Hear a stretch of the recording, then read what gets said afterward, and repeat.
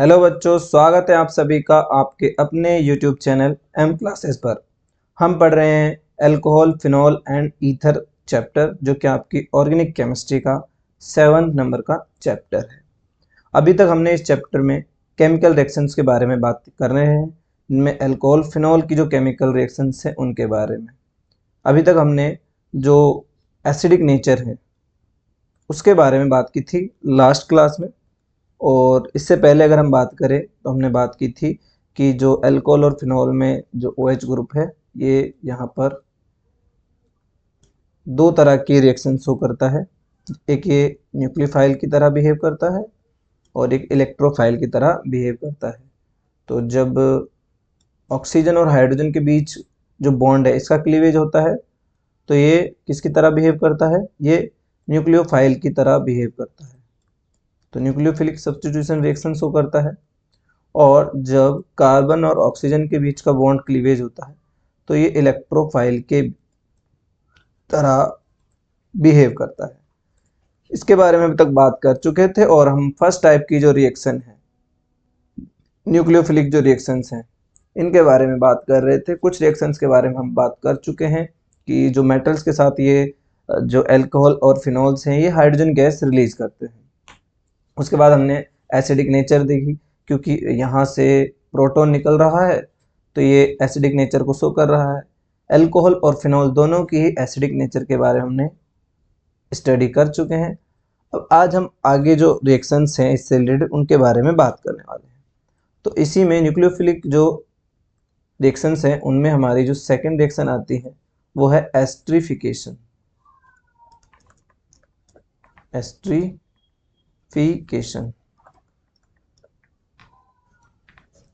तो चलो इस रिएक्शन को देखते हैं। देखिए, एस्टरीफिकेशन में क्या होता है, जो अल्कोहल्स होते हैं, अल्कोहल एंड फिनॉल भी है ना, alcohol and phenols react with acid, acid halide और एनहाइड्राइड। किनके साथ? एनहाइड्राइड के साथ रिएक्शन करते हैं एंड फॉर्म, क्या फॉर्म करते हैं? Form ester. एस्टर का फॉर्मेशन करते हैं। कैसे देखते हैं, यहाँ पर ये अल्कोहल है और जैसे यहाँ पर ये ग्रुप है,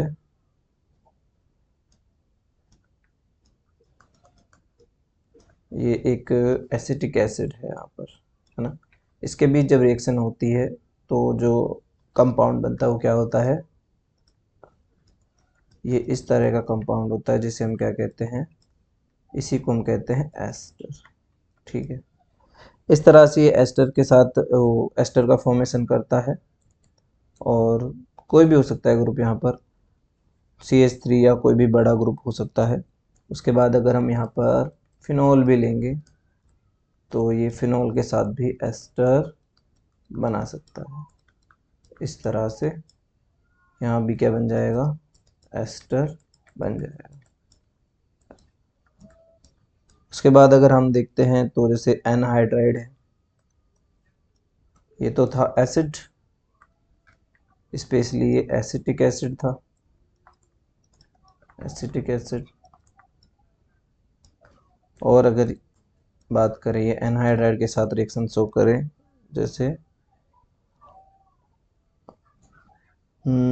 यहाँ पर ArOH प्लस ये CH3, C double bond OO and C double bond, ये क्या है,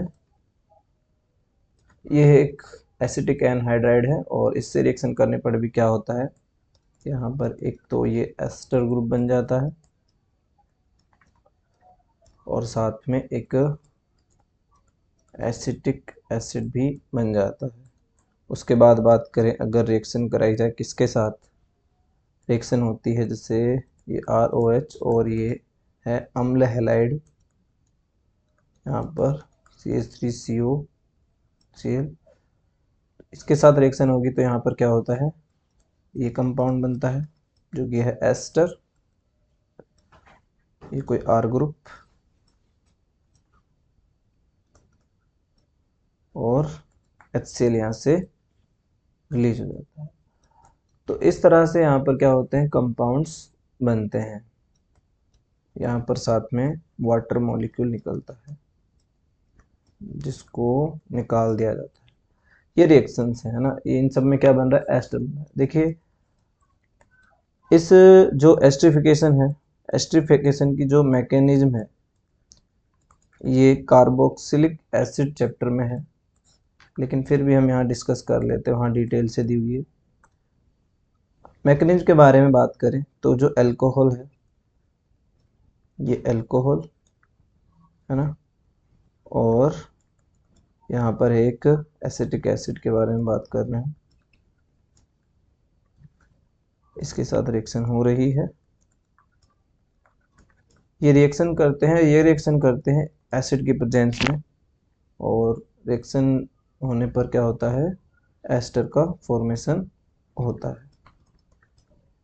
साथ में वाटर मॉलिक्यूल भी निकलता है जिसको रिएक्शन के थ्रू बनने के बाद निकाल दिया जाता है। अब इसके मैकेनिज्म के बारे में बात करें तो स्टार्टिंग में क्या होता है कि यहाँ पर जो ये एसिटिक एसिड है, ये क्या करता है, जो एसिड होता है, कोई भी एसिड यहाँ पर अगर हम लेते हैं तो उससे ये प्रोटॉन एक्सेप्ट कर लेता है एसिड से, और प्रोटॉन एक्सेप्ट करने के बाद क्या होता है, ये इस तरह से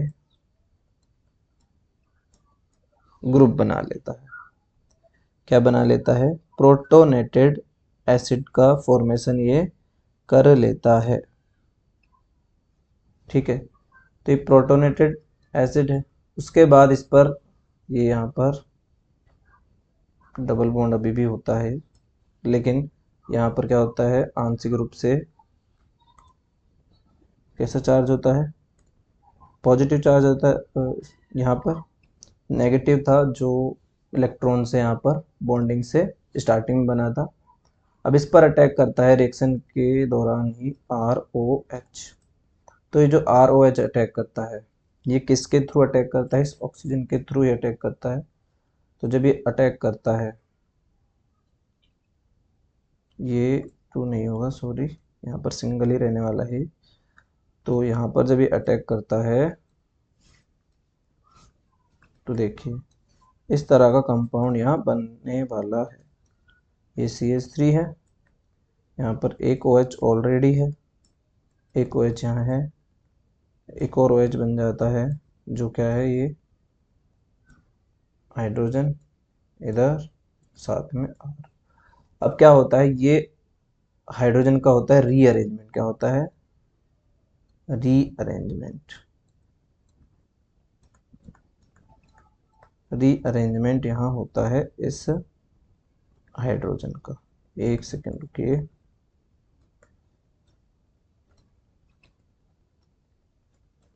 रीअरेंजमेंट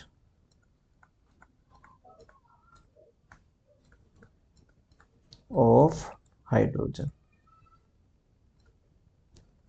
हाइड्रोजन का रीअरेंजमेंट होता है, हाइड्रोजन यहाँ से निकल जाता है और OH पर यहाँ पर क्या हो जाता है, ये दोनों ही ऑक्सीजन के पास क्या है, लोन पेयर है, तो इन पर जाकर अटैच हो जाता है एक ऑक्सीजन पर, और जो कंपाउंड बनता है वो क्या बनता है, यहाँ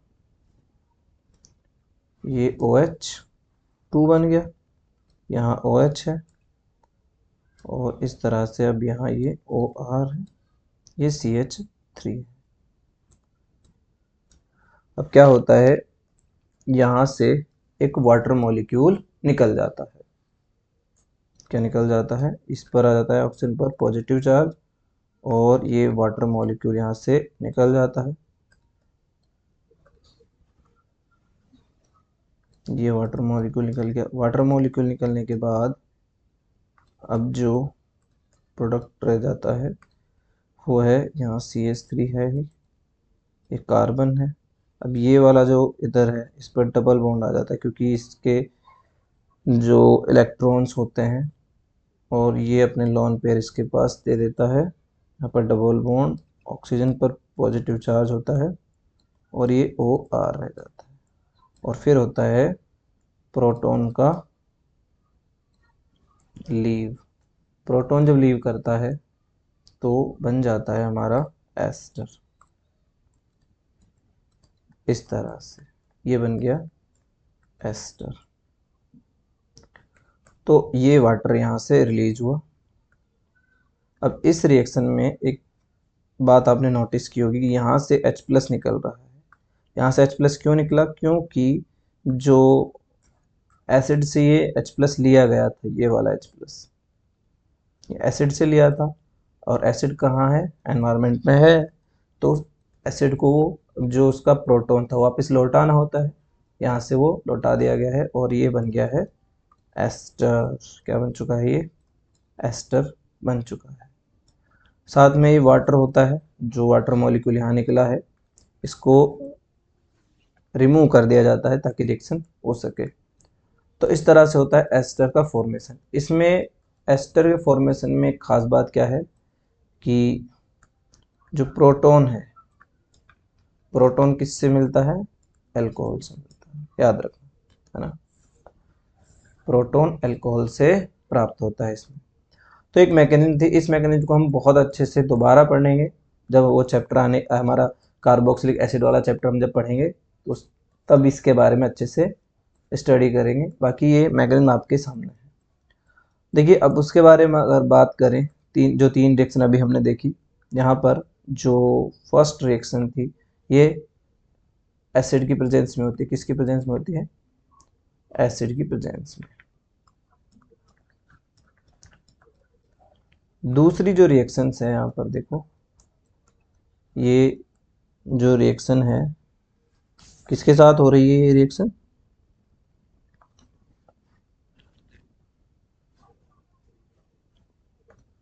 रिवर्सिबल रिएक्शन है ना, ऐसी है रिवर्सिबल रिएक्शन है, रिवर्सिबल रिएक्शन। ठीक है, ये जो रिएक्शन है यहाँ पर ये जो HCl बना है, इस HCl को न्यूट्रलाइज करने के लिए यहाँ पर पिरिडीन बेस का यूज किया जाता है। किसका यूज किया जाता है? पिरिडीन बेस का यूज किया जाता है। और यहाँ पर भी क्या लिया जाता है? एसिड ही लिया जाता है एनहाइड्राइड के साथ जब रिएक्शन होती तो। इस तरह से हम यहाँ लिख सकते हैं कि एसिड प्रेजेंट्स व्हेन अल्कोहल या फिनॉल, अल्कोहल या फिनॉल रिएक्ट विद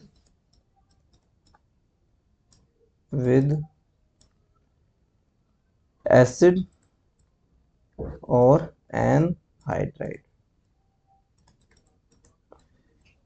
एसिड और एनहाइड्राइड के साथ जब रिएक्शन होती है तो किसकी प्रेजेंस चाहिए? एसिड की प्रेजेंस चाहिए।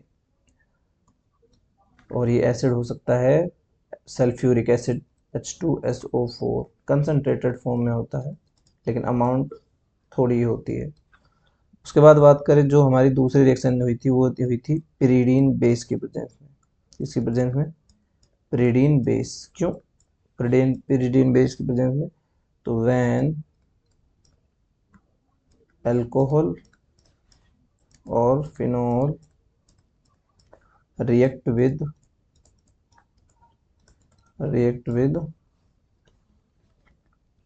एसिड हैलाइड, एसिड हैलाइड के साथ reaction for neutralise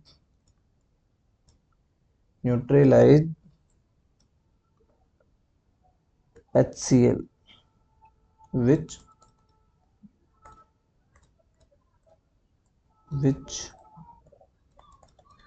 form during reaction. जो रिएक्शन की ड्यूरिंग बनता है HCl, उसको क्या करने के लिए?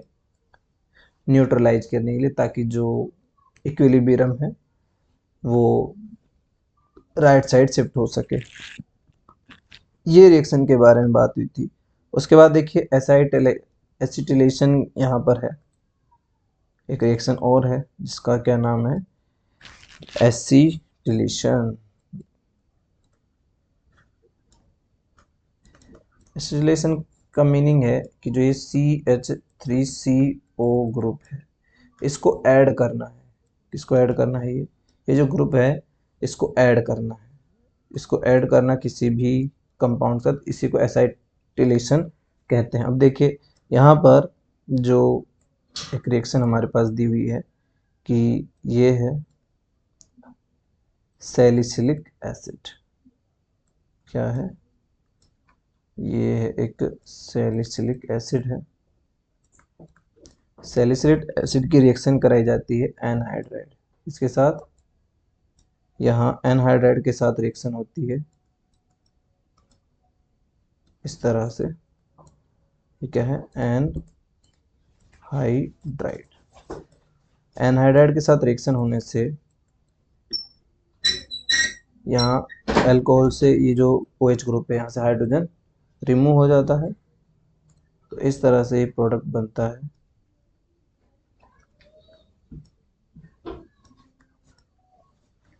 ये एसिडिक ग्रुप ऐसा ही रहता है। यहाँ ओ मतलब वही एस्टर वाला ग्रुप दिख रहा है यहाँ पर, लेकिन क्योंकि CH3 ये वाला जो ग्रुप है ये क्या हुआ है यहाँ पर ऐड हुआ है इस स्ट्रक्चर में, इसलिए हम इसको एसिटाइलेशन कहते हैं। वैसे ही पूरा का पूरा ग्रुप हम देखेंगे तो एक एस्टर ग्रुप दिख रहा है ना, तो ये इसमें ऐड हो जाता है और साथ में एक एसिटिक एसिड भी फॉर्म हो जाता है। तो इस तरह से, और इसका नाम क्या हो जाता है, इसको बोलते हैं एसिटिल सैलिसिलिक एसिड। क्या कहते हैं, एसिटिल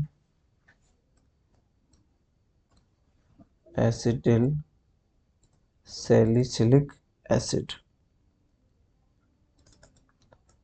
या इसका बड़ा ही फेमस नाम है जो है एस्प्रिन। क्या नाम है, एस्प्रिन। एस्प्रिन इसका बड़ा ही फेमस नाम है जिसका यूज किया जाता है। तो एग्जाम में क्वेश्चन भी आता है कि एस्प्रिन का फॉर्म कैसे होता है, तो एसिटाइलेशन होता है किसका, सैलिसिलिक एसिड का। किसका होता है, सैलिसिलिक एसिड का एसाइटिलेशन होने से क्या फॉर्म होता है, एस्प्रिन का फॉर्म होता है। तो ये यहाँ पर रिएक्शंस थी जो ऑक्सीजन और हाइड्रोजन बॉन्ड के क्लीवेज से हो रही थी।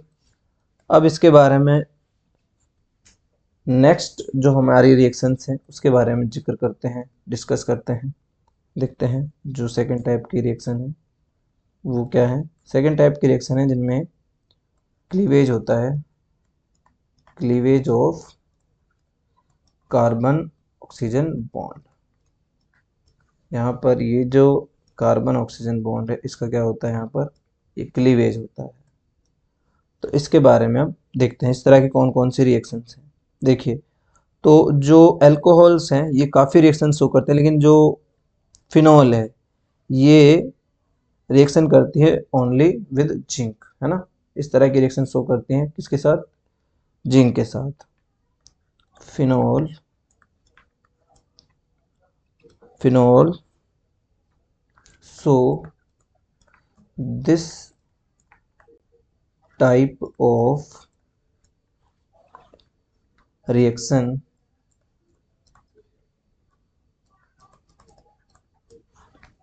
Only with zinc. तो केवल जिंक के साथ ही इस तरह की रिएक्शन ये शो करती हैं फिनॉल तो, लेकिन अल्कोहल्स अच्छे से शो करती हैं ना। तो alcohols show this type reactions.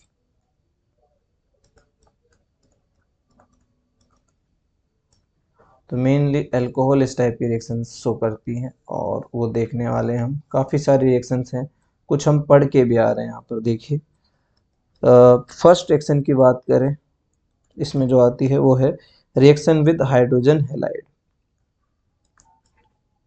Reaction with hydrogen halide mean HCl जैसे, इसके साथ रिएक्शन है। ये वाली रिएक्शन हम देख चुके हैं, इसको हमने देखा भी था, डॉर्जन जो रिएक्शन थी,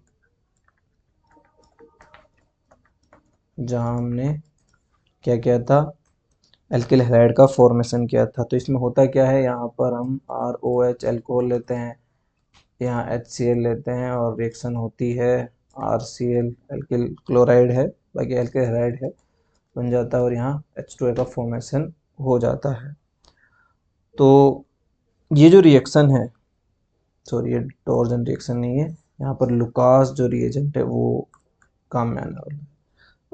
अभी डॉर्जन रिएक्शन के बारे में बात करेंगे। तो ये जो रिएक्शन आपको दिख रही है यहाँ पर, जो लुकास रिएजेंट है उसका यूज किया जाता है। और लुकास रिएजेंट है क्या, ZnCl2 है, प्लस में HCl है, लेकिन ZnCl2 जो होता है ये एनहाइड्रस होता है। कैसा होता है, एनहाइड्रस होता है। और HCl भी कंसनट्रेटेड फॉर्म में लिया जाता है। यह है लुकास रिएजेंट। लुकास रिएजेंट का जो यहाँ पर यूज किया जाता है, use age difference between 1 degree 2 degree and 3 degree alcohols. तो यहाँ पर 1 डिग्री और 3 डिग्री 2 डिग्री एल्कोहल में डिफरेंस करने के लिए किसका यूज किया जाता है, लुकास रिएजेंट का। क्यों किया जाता है भाई लुकास रिएजेंट का यूज यहाँ पर, और कैसे हम इसके वजह से डिफरेंस कर पाते हैं। यहाँ पर होता क्या है कि जो प्राइमरी एल्कोहल है, जैसे RCH2OH प्लस जो यहाँ पर HCl ZnCl2 प्रेजेंस में रिएक्शन हो रही है, तो यहाँ पर ये बन जाता है RCH2Cl। एक बार सभी कंपाउंड यहाँ बना लेते हैं तीनों के ही। ये प्राइमरी हो गया, कैसा हो गया, प्राइमरी अल्कोहल हो गया। उसके बाद बात करें तो यहाँ एक RCH, इधर एक और R आ गया, डिफरेंस है ये, OH plus HCl ZnCl2 zinc chloride, और ये बन गया सेकेंडरी एल्किल हैलाइड, ये और H2O। और उसके बाद बात करें तो ये टर्सरी जो अल्कोहल है,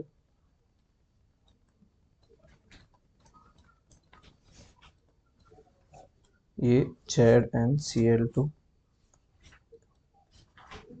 यहाँ R और Cl प्लस H2। ठीक है, तो ये हो जाएगी टर्सरी अल्कोहल, ये हो जाएगी सेकेंडरी अल्कोहल। इस तरह से रिएक्शन। अब इन रिएक्शनों की खास बात क्या है कि जो थर्ड रिएक्शन है यानी टर्सरी जो रिएक्शन है उसके लिए ZnCl2 नहीं चाहिए, जबकि जो सेकेंडरी रिएक्शन है इनके लिए ZnCl2 चाहिए, और ये रूम टेम्परेचर पर हो जाती है। किस पर हो जाती है, रूम टेम्परेचर पर हो जाती है। यहाँ पर हमको थोड़ी सी हीट देनी पड़ती है 1 डिग्री के लिए। मीन 1 डिग्री जो अल्कोहल हैं वो थोड़ा टाइम लेती हैं, है ना, वो इजीली नहीं हो पाती है ना, जबकि जो टर्सरी अल्कोहल है ये इजीली फॉर्म हो जाती हैं।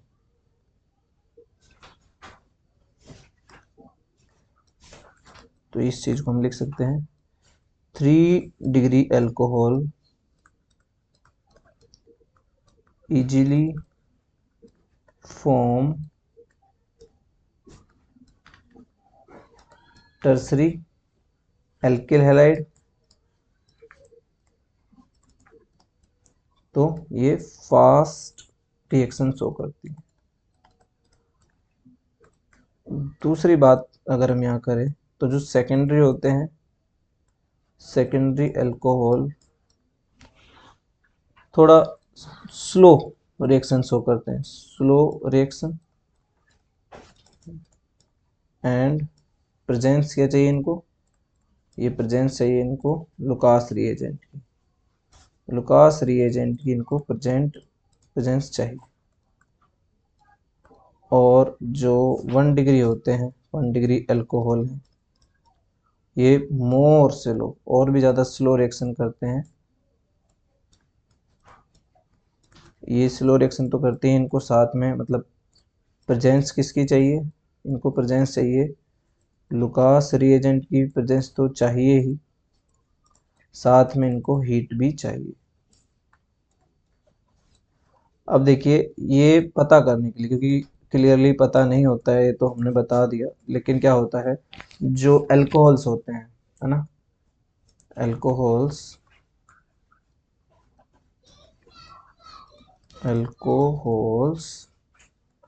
Are dissolve easily in HCl or Lucas reagent, but alkyl halide not easily dissolve, ये इजीली डिजोल्व नहीं होते हैं ना।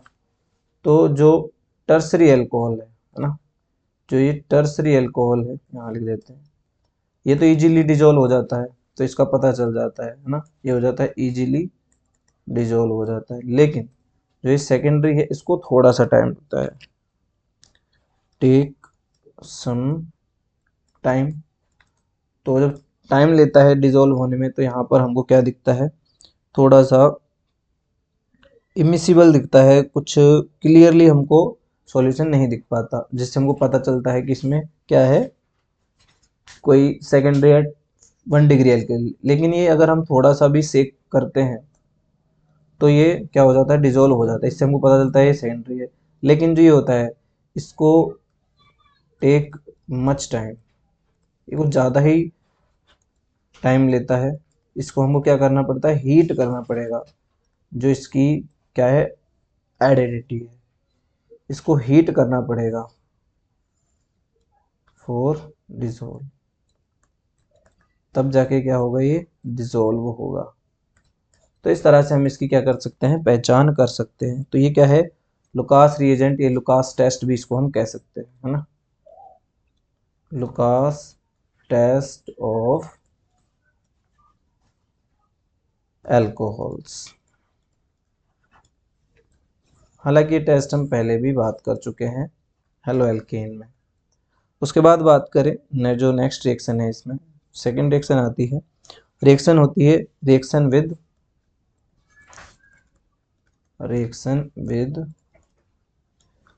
फास्फोरस ट्राइहेलाइड, यानी कि जैसे PCl3 हो सकता है और PbR3 हो सकता है। ये रिएक्शन हम करा चुके हैं, तो इनके बारे में ज़्यादा बातें नहीं करेंगे।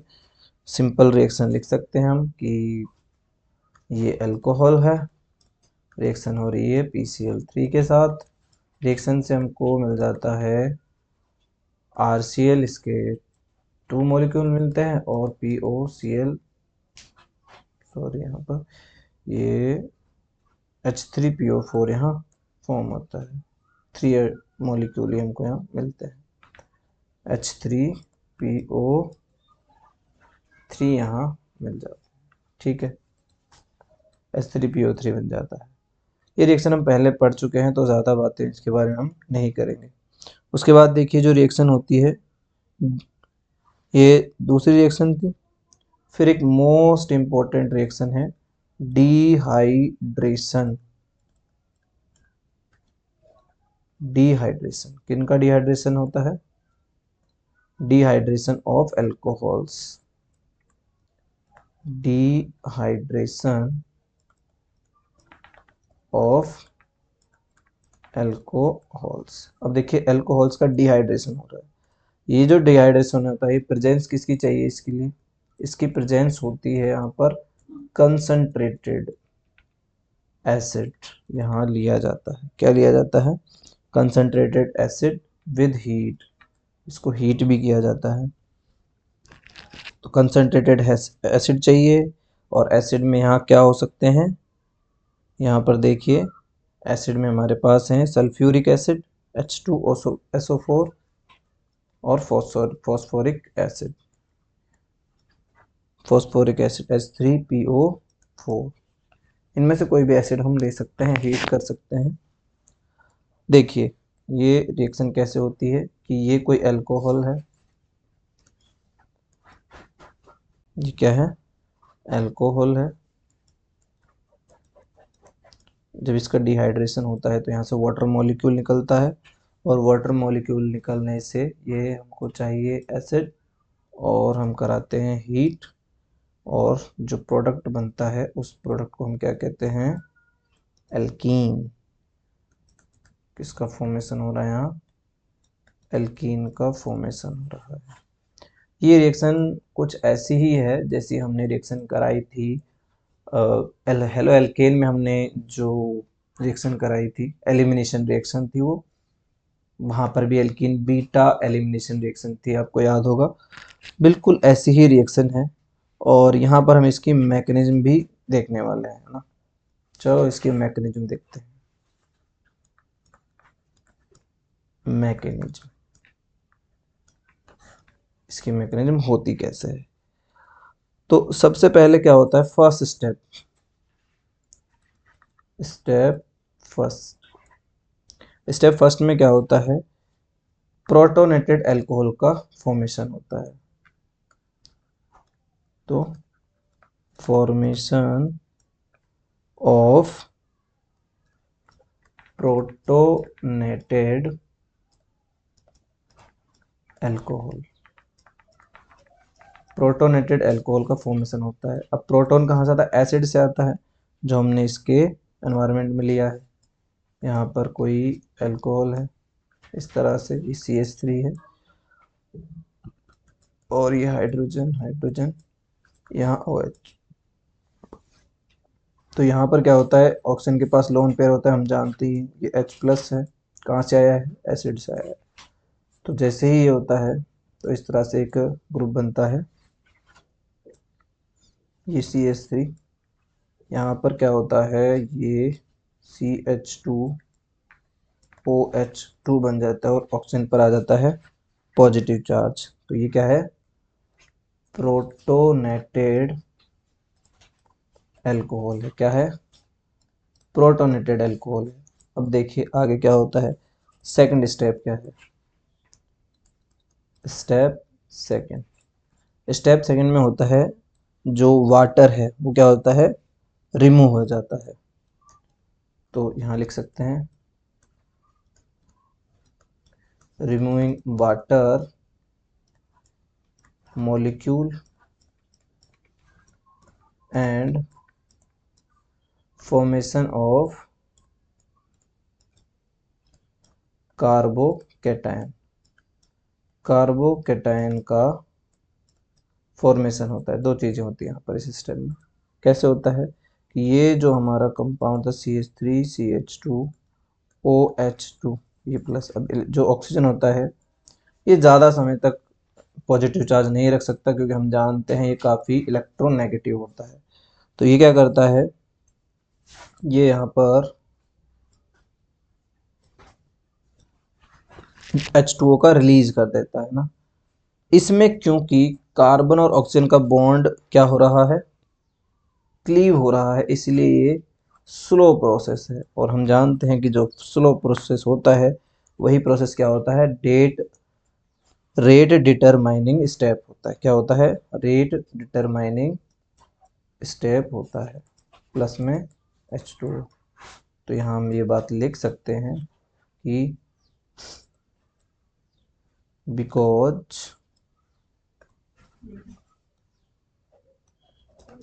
because in this step carbon oxygen bond cleave, so this step is slow step, and this is rate determining step in reaction. तो रिएक्शन में एक ऐसा स्टेप है, रेट डिटरमाइनिंग स्टेप है, स्लो स्टेप है। अब जो कार्बोकेटायन आता है ना, अब यहाँ जो कार्बोकेटाइन है, थर्ड जो स्टेप आता है, स्टेप 3, थर्ड जो स्टेप में इसमें क्या होता है, यहाँ से ये कार्बन अपने ऊपर पॉजिटिव चार्ज सहन नहीं कर पाता है और यहाँ से ये क्या करता है, दूसरे कार्बन से इसको इलेक्ट्रॉन चाहिए, क्योंकि इसके पास इलेक्ट्रॉन नहीं है इसीलिए पॉजिटिव चार्ज है, तो इस इलेक्ट्रॉन लेता है और बॉन्ड बनाता है और यहाँ से प्रोटॉन का लीव हो जाता है ना। तो ये रिएक्शन हुई, रिएक्शन होने से क्या बना, यहाँ पर CH2 डबल बॉन्ड CH2, साथ में H प्लस क्या हो गया, निकल गया, तो H प्लस यहाँ से निकल जाता है। ये भी एक फास्ट स्टेप ही है ना। तो ये भी इसका फास्ट स्टेप होता है और ये भी इससे फर्स्ट जो हमारा स्टेप था ये भी कैसा होता है, फास्ट स्टेप होता है। बात करें तो इस स्टेप में हुआ क्या है, removing of proton, removing of proton, तो प्रोटॉन का रिमूविंग हुई है। अब देखो यहाँ पर ये प्रोडक्ट बन गया हमारा एथीन। अब इस रिएक्शन से आपको एक चीज आसानी से क्लियर हो गई, क्योंकि इस रिएक्शन में कार्बोकेटाइन का फॉर्मेशन होता है, तो जो ऑर्डर होगा रिएक्शन का, है ना, order of dehydration of alcohols, alcohols के डिहाइड्रेशन का ऑर्डर जो है वो आप समझ ही गए होंगे, क्योंकि काफ़ी बार हमने इस बारे में डिस्कस किया है। क्योंकि कार्बोकेटाइन का फॉर्म हो रहा है तो 3 डिग्री कार्बोकेटाइन क्या है, सबसे ज़्यादा स्टेबल होते हैं, तो यहाँ टर्सरी एल्कोहल सबसे जल्दी डिहाइड्रेट होंगे, उसके बाद होंगे सेकेंडरी एल्कोहल और उसके बाद होंगे प्राइमरी एल्कोहल। ये क्या हो जाएगा, इनका डिहाइड्रेशन का ऑर्डर हो जाएगा, है ना। तो यहाँ पर देखो जो रिएक्शंस हैं इनको अलग अलग टेम्परेचर भी चाहिए, ऐसा नहीं कि बहुत ज़्यादा इजीली है, हमने जैसे कहा हीट इनको चाहिए, तो अलग अलग टेम्परेचर पर होगी। और थर्ड डिग्री जो एल्कोहल है वो सबसे कम टेम्परेचर इसको चाहिए, क्योंकि ये कार्बोकेटाइन जो है मोर स्टेबल होता है। तो अगर टेम्परेचर की अगर हम बात करें तो जैसे ये CH3CH2OH है, ये जब रिएक्शन करती है तो इसके रिएक्शन से क्या होता है, 440 केल्विन टेम्परेचर, साथ में हम लिख लेते हैं कोई भी एसिड, H2SO4 ले लो चाहे, है ना, इसके साथ रिएक्शन होती है तो ये एल्कीन बनता है, साथ में H2O मॉलिक्यूल। तो यहाँ टेम्परेचर को नोट करना, ये 440 केल्विन है। उसके बाद हम लेते हैं एक सेकेंडरी अल्कोहल CHOH, इधर CH3, यहाँ जब रिएक्शन होती है यहाँ H2SO4, तो यहाँ टेम्परेचर जो है, एक सेकेंड रुकिएगा, इसमें 440 नहीं है, इधर है 443, क्या है 443 केल्विन है, इसमें होगा 440 केल्विन हो जाएगा, क्या हो जाएगा 440 केल्विन हो जाएगा। हालांकि बहुत ज़्यादा डिफरेंस तो नहीं है, लेकिन डिफरेंस तो है। इस तरह से ये CH डबल बॉन्ड CH2, यहाँ भी वही बीटा विलोपन होता है ना, वो जो सेट जेफ का रूल है वो यहाँ भी फॉलो होता है, दिमाग में आया ही होगा। CH3 ये टर्सरी अल्कोहल है, टर्सरी अल्कोहल देखिए यहाँ 358 केल्विन, बहुत ज़्यादा डिफरेंस आ गया है ना। तो ये H2SO4 की प्रेजेंस में हो रहा है रिएक्शन, और यहाँ CH3C डबल बॉन्ड CH2, इधर CH3 प्लस H2O का फॉर्मेशन होता है। इस तरह से क्या होता है, डिहाइड्रेशन होता है, और ऑर्डर जो होता है डिहाइड्रेशन का वो ये रहा। मैकेनिज्म हमने देख ही ली है, इस तरह से रिएक्शंस कंप्लीट होती है। तो अभी भी यहाँ पर कुछ रिएक्शंस और हैं जो इनके बारे में हम बात करने वाले हैं, लेकिन आज की क्लास अब यहाँ समाप्त करते हैं। नेक्स्ट जो क्लास होगी उसमें उन रिएक्शनों पर डिस्कस करेंगे। धन्यवाद।